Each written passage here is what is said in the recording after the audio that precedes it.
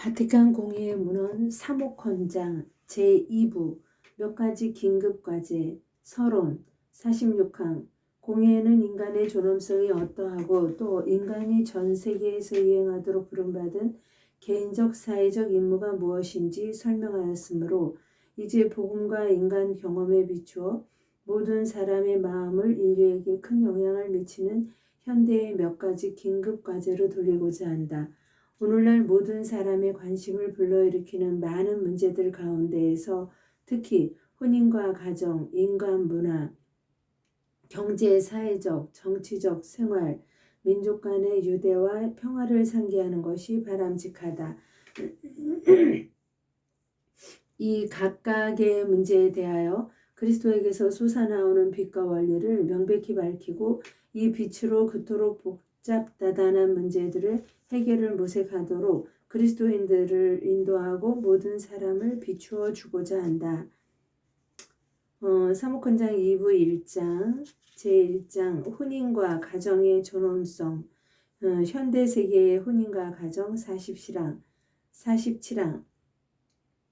개인의 행복, 일반 사회와 그리스도 사회의 안녕은 부부 공동체와 가정 공동체의 행복한 상태에 직결되어 있다. 그러므로 그리스도인들은 그 공동체를 중시하는 모든 사랑과 더불어 오늘 이 사랑의 공동체를 보호하고 생명을 존중하며 부부와 부모가 그 숭고한 임무를 다하도록 도와주는 여러 가지 도움을 진지하게 반길 뿐 아니라 거기에서 더 좋은 혜택을 기대하며 이를 증진하고자 노력한다. 그러나 이 제도의 존엄성이 어디에서나 똑같은 밝기로 드러나지는 못하고 있다. 중혼, 이혼의 만연, 이른바 자유연애 또는 다른 계형으로 그늘이 졌기 때문이다. 그뿐 아니라 부부사랑은 흔히 이기주의, 향락주의, 부당한 출산법으로 더럽혀지고 있다. 더욱이 현대의 경제, 사회, 심리, 정치 등의 생활 조건이 가정에 가볍지 않은 혼란을 미치고 있다. 끝으로 세계 일부 지역에서는 인구 증가로 생기는 문제들을 염려하고 있다. 이 모든 문제로 양심이 고뇌하고 있다. 그러나 혼인과 가정 제도의 가치와 힘은 현대사회의 급격한 변화 자체에 거기에서 생기는 어려움을 무릅쓰고 흔히 더 자주 여러 모양으로 이 제도의 진정한 특성을 드러내준다는 데에서도 분명하게 드러난다. 그러므로 공의회는 교회 가르침의 몇 가지 요체를 명확하게 밝혀 혼인 생활의 천부적인 존엄성과 그 탁월하고 신성한 가치를 수호하며 증진하려고 노력하는 그리스도인들과 모든 사람을 비추어주고 격려하고자 한다. 혼인과 가정의 거룩함 48항 창조주께서 제정하시고 당신의 법칙으로 안배하신 생명과 사랑의 내밀한 부부 공동체는 인격적인 합의로 맺은 결코 철회할 수 없는 계약으로 세워진다. 이렇게 부부가 자기 자신을 서로 주고받는 인간 행위로 하느님께서 제정하신 견고한 제도가 사회 앞에 나타난다. 부부와 자녀와 사회의 행복을 지향하는 이 신성한 유대는 인간의 임의로 좌우되지 않는다. 하느님께서 바로 여러 가지 성과 목적을 지닌 혼인의 제정자이시다. 그 모든 것은 인류 존속, 가족 개인의 인격 향상과 영원한 운명, 가정 자체와 온 인류 사회의 존엄성과 안정성, 평화와 번영에 매우 중요한 것이다. 그리고 혼인 제도 자체와 부부 사랑은 그 본질적인 특성으로 자녀의 출산과 교육을 지향하며 그로서 마치 절정에 이르러 월계관을 쓰는 것과 같다. 따라서 혼인계약으로 둘이 아니라 한 몸, 마테오 19장 6절이 된 이 남자와 여자는 인격과 행위의 내밀한 결합으로 서로 도와주고 봉사하며 또한 자신들이 이룬 일치의 의미를 체험하고 날로 더욱 충만하게 한다. 이 깊은 결합은 이 두 인격의 상호 증여로서 자녀의 행복과 더불어 부부의 완전한 신의를 요구하며 그들의 풀릴 수 없는 일치를 촉구한다. 주 그리스도께서는 사랑의 신적 원천에서 솟아나고 당신과 교회의 일치를 그 모범으로 세우신 이 다각적인 사랑의 풍성한 복을 내려주셨다. 일찍이 하느님께서 사랑과 신의의 계약으로 당신 백성을 만나러 오셨듯이 이제 인간의 구원자이신 교회의 신랑께서 혼인 성사를 통하여 그리스도인 부부를 만나러 오신다. 그리스도께서는 이제부터 그들과 함께 머무르시며 당신 친히 교회를 사랑하시고 교회를 위하여 당신 자신을 바치신 것처럼 그렇게 부부도 서로 자신을 내어주며 영원한 신의로 서로 사랑하도록 도와주신다. 진정한 부부 사랑은 하느님의 사랑 안으로 받아들여져서 그리스도의 구속 능력과 교회의 구원 활동으로 다스려지고 풍요로워진다. 그리하여 부부는 효과적으로 하느님께 인도되고 부모의 숭고한 임무 수행에서 도움과 힘을 얻는다. 그러기에 그리스도인 부부는 그 신분의 의무와 존엄성을 위하여 특수한 성사로 경고하게 되고 이를테면 축성된다. 이 성사의 힘으로 혼인과 가정의 임무를 수행하며 온 삶을 믿음과 바람과 사랑으로 채워주는 그리스도 정신에 젖어들어 날로 더욱 자기 완성과 상호 성화를 위하여 또 그럼으로써 다같이 영광을 위하여 나아간다. 그러므로 부모들 자신이 솔선수범하고 가정 기도를 바치면 자녀들은 물론 집안에 함께 사는 모든 사람이 인격 완성과 구원과 성화의 길을 더욱 쉽게 찾을 것이다. 또한 부성과 모성의 존엄과 임무를 지닌 부부는 자녀 교육, 특히 종교 교육의 의무를 열심히 수행할 것이다. 교육은 그 누구보다도 먼저 부모의 의무이다. 자녀들은 가정에 살아있는 지체로서 그들 나름으로 부모의 성화에 이바지한다. 자녀들은 감사하는 마음의 애정과 효성과 신뢰로서 부모의 은혜에 보답하고 부모를 역경과 노년의 고독에서 자녀의 도리로 봉양할 것이다. 혼인 성소의 지속성 안에서 굳센 마음으로 받아들이는 수절은 모든 사람에게 존경을 받을 것이다. 가정은 자신의 영적 보화를 또한 다른 가정들과 더불어 아낌없이 나눌 것이다. 그러므로 그리스도인 가정은 그리스도와 교회의 사랑의 계약에 대한 표상이며 참여인 혼인에서 생겨나므로 부부 사랑과 많은 자녀 출산과 일치와 신의로 또 모든 가족의 사랑과 협력으로 세상에서 그리스도의 생생한 연종과 교회의 진정한 본질을 모든 사람에게 드러내 주어야 한다. 부부사랑 49항 하느님의 말씀은 약혼자들과 부부들에게 순결한 사랑으로 약혼기를 갈림없는 사랑으로 부부 생활을 보호하고 증진하라고 거듭 권고한다. 많은 현대인들도 민족과 시대의 훌륭한 관습에 따라 여러 가지 모양으로 표현된 부부의 참된 사랑을 높이 평가한다. 그리고 이 사랑은 가장 인간적인 사랑으로서 자발적인 감정으로 한 인간이 다른 인간을 지향하기 때문에 인간 전체의 행복을 다 포괄한다. 따라서 이 사랑은 몸과 마음의 표현을 특수한 품위로 풍요롭게 하고 또한 이 표현들을 부부의 정의 특수한 요소와 표시로 삼아 고교하게 할 수 있다.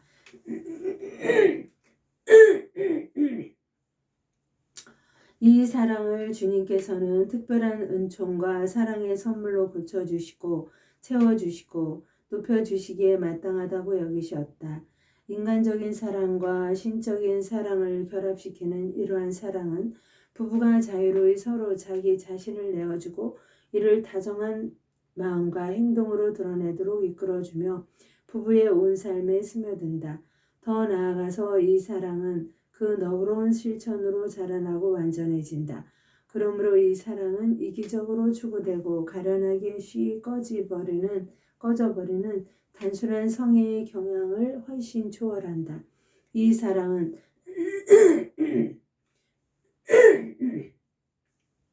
혼인의 고유한 행위로 독특하게 표현되고 완성된다. 따라서 부부가 친밀하고 정결하게 서로 결합하는 행위는 아름답고 품위 있는 행위이다. 참으로 인간다운 방법으로 이루어지는 그러한 행위는 상호 증여를 뜻하고 북돋우며 기쁘고 고마운 마음으로 서로 풍요롭게 한다. 상호 신의로 보장되고 특히 그리스도의 성사로 거룩하게 된 이 사랑은 즐거울 때나 괴로울 때나 몸과 마음이 갈릴 수 없도록 충실한 것이며 따라서 온갖 간음이나 이웃을 전혀 모르는 것이다. 또한 서로 완전한 사랑 안에서 인정되는 아내와 남편의 평등한 인격적 존엄으로 주님께서 확고히 세우신 혼인의 당연성이 분명하게 드러난다. 이러한 그리스도인 소명의 의무를 항고히 수행하려면 뛰어난 덕행이 요구된다.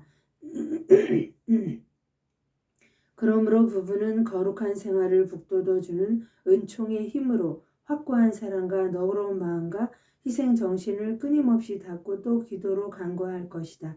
만일 그리스도인 부부가 그들 사랑의 신의와 화합을 증언하고 자녀 교육에 뛰어난 열성을 보이며 혼인과 가정을 위하여 필요한 문화적, 심리적, 사회적 쇄신에 참여한다면 진정한 부부 사랑은 더 높이 평가될 것이며 그에 대한 건전한 여론도 형성될 것이다. 젊은이들이 정결을 닦고 적절한 시기에 정숙한 약혼기를 거쳐 혼인에 이를 수 있도록 혼인에 이를 수 있도록 부부사랑의 존엄성과 그 임무와 행위에 대하여 특히 가정의 품 안에서 제때에 알맞은 교육을 받아야 한다. 혼인의 풍성한 열매 50항 혼인과 부부사랑은 그 본질상 자녀의 출산과 교육을 지향한다. 자녀들은 참으로 혼인의 가장 뛰어난 선물이며 부모의 행복에 크게 이바지한다. 사람이 혼자 있는 것이 좋지 않다. 창세기 2장 18절 하시고 처음부터 그들을 남자와 여자로 만드신 마테오 19장 4절 하느님께서 친히 당신의 창조활동에 인간을 특별히 참여시키고자 바라시어 남자와 여자에게 복을 내려주시며 말씀하셨다. 자식을 많이 낳고 번성하여라. 창세기 1장 28절 그러므로 진정한 부부사랑의 실천과 거기에서 나오는 가정생활의 전체 구조는 혼인의 다른 목적들을 뒤로 제쳐두지 않고 부부가 그들을 통하여 당신 가족을 날로 자라게 하시고 풍요롭게 하시는 창조주와 구세주의 사랑에 굳센 마음으로 협력하는 자세를 갖추도록 한다. 인간 생명을 전달하고 교육하는 의무는 부부의 고유한 사명으로 여겨야 한다. 부부는 이 의무에서 자기들이 창조주 하느님의 사랑의 협력자이며 또한 그 사랑의 해석자라는 것을 안다. 따라서 인간으로서 그리스도인으로서 책임지고 자신의 임무를 다하며 하느님을 공경하고 따르며 함께 의논하고 노력하여 바른 판단을 내릴 것이다. 자신들의 행복과 아울러 이미 태어났거나 앞으로 태어날 자녀들의 행복을 위하여 힘쓰며 시대와 생활, 신분의 물질적, 정신적 조건을 알아내고 마침내 가정 공동체와 현세 사회와 교회 자체의 선익에 이바지하여야 한다. 이러한 판단은 부부 자신이 궁극적으로 하느님 앞에서 내려야 한다. 그리고 행동 방식에서 그리스도인 부부는 자기 멋대로 할 수 없으며 하느님의 법을 지키는 바로 그 양심을 언제나 따라야 하고 그 법을 복음의 빛으로 참되게 해석하여 주는 교도권에 순종하여야 한다는 것을 알아야 한다. 저 하느님 법은 부부 사랑의 완전한 의미를 밝혀주고 보호하며 참으로 인간다운 완성으로 이끌어준다. 이렇게 하여 그리스도인 부부가 하느님의 섭리를 신뢰하고 희생 정신을 배양하며 인간으로서 또 그리스도인으로서 적극적인 책임감으로 출산의 임무를 이행할 때 창조주께 영광을 드리고 그리스도 안에서 완덕으로 나아가야 하는 것이다. 이렇게 하느님께서 맡기신 임무를 다하는 부부들 가운데에서 지혜로운 공동 결정으로 더 많은 자녀들을 넓은 마음으로 받아들여 알맞게 교육하는 부부들을 특별히 상기하여야 한다. 그러나 혼인은 출산만을 위하여 세워진 것이 아니다. 두 인격이 맺은 풀릴 수 없는 계약의 성격 자체와 자녀의 행복은 부부의 상호 사랑이 올바르게 표현되고 또 진보하고 성숙하도록 요구한다. 그러므로 가끔 간절히 바라는 자녀가 없더라도 혼인은 온 생애의 공동생활과 친교로서 지속되며 그 가치와 불가해소성도 보존된다. 부부사랑과 인간 생명의 존중 51항 부부 생활을 조화롭게 영위하고자 하면서도 부부들이 가끔 어떠한 현대적 생활 조건에 묶여 적어도 당분간은 자녀 수를 증가시킬 수 없고 충실한 사랑의 배양도 충만한 공동생활도 수월하게 유지할 수 없는 환경에 놓일 수 있다는 것을 공의회는 알고 있다. 친밀한 부부 생활이 중단되면 흔히 신의도 깨지기 쉽고 자녀의 행복도 허물어질 수 있다. 그러면 자녀 교육도 자녀를 더 받아들이는 용기도 흔들리기 때문이다. 이 문제의 부당한 해결책을 감히 제시하고 더구나 살인도 마다하지 않는 사람들이 있다. 그러나 교회는 생명 전달에 관한 하느님 법과 진정한 부부 사랑을 보장하는 하느님 법 사이에 실제로 모순이 있을 수 없음을 거듭 일깨운다.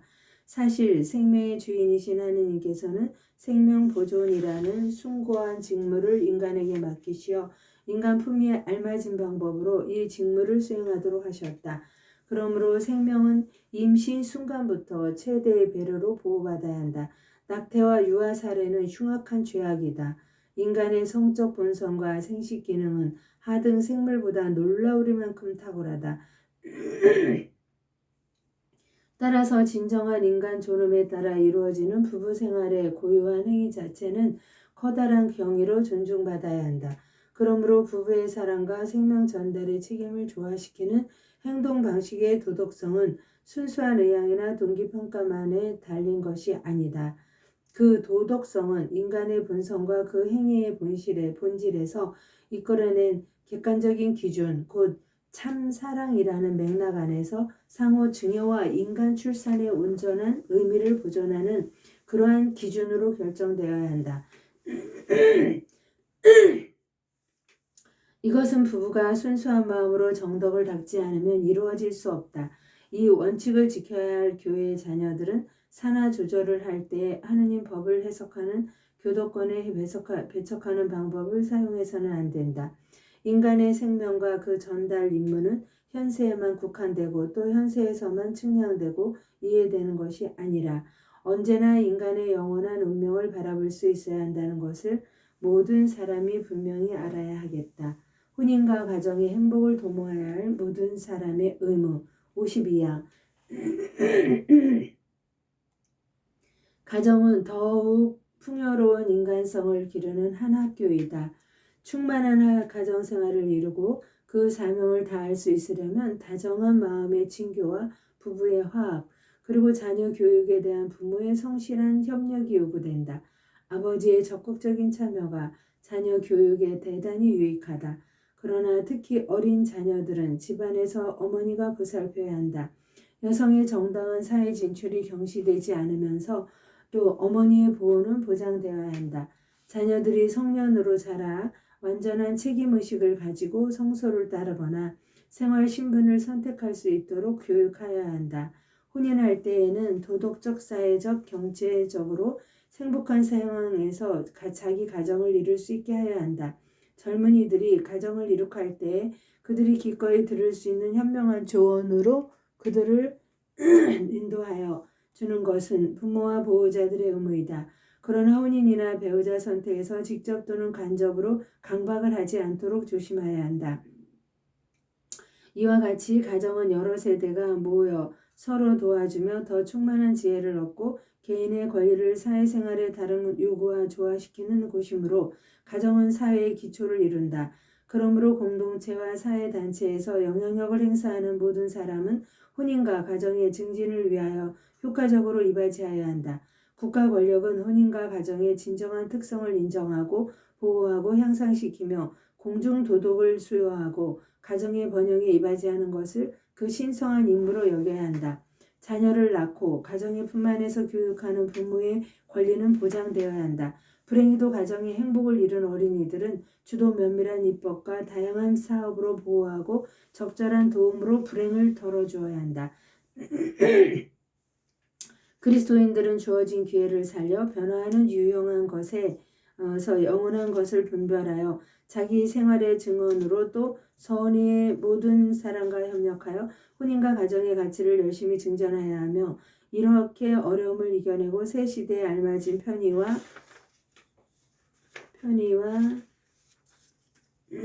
필요한 도움을 가정에서 제공하여야 할 것이다. 그러한 목적을 이루는 데에는 신자들의 그리스도 감각과 하는 사람들의 올바른 도덕의식과 거룩한 학문의 조예가 깊은 이들의 지혜와 경험이 큰 도움이 될 것이다. 여러 학문, 특히 생물학, 의학, 사회학, 심리학 등의 전문가들이 공동 연구로서 인간의 정당한 출산 조절의 다양한 조건을 도와주고 더 완전히 밝혀내도록 노력한다면 혼인과 가정의 행복에 또 양심의 평화에 크게 이바지할 수 있다. 가정 문제에 대한 적절한 지식을 갖추고 부부들이 부부 생활과 가정 생활에서 그 소명을 다하도록 하느님 말씀의 선포, 경신 전례와 다른 영적인 도움 등 여러 가지 사목수단으로 도와주고 어려움을 겪는 부부들을 친절과 인내로 격려하며 참으로 빛나는 가정이 이루어지도록 사랑으로 그들의 용기를 북돋아주는 것이 사제의 임무이다. 여러 단체, 특히 가정단체들은 젊은이들과 부부들, 주로 신혼부부들을 이론과 행동으로 격려하며 그들에게 가정생활, 사회생활, 사도직 생활을 가르치도록 노력해야 한다. 끝으로 부부 자신도 살아계신 하느님의 모습이 되고 인간의 참된 질서 안에 세워져 같은 마음과 같은 생각과 거룩함으로 서로 하나가 되어야 한다. 그리하여 생명의 근원이신 그리스도를 따르며 자기 소명의 기쁨과 희생 안에서 자신들의 충실한 사랑을 통하여 주님께서 당신의 죽음과 부활로 세상에 보여주신 저 사랑의 신비의 증인이 되어야 한다. 하느님의 영광을 위하여 성모님과 함께 감사드리며 봉헌하나이다.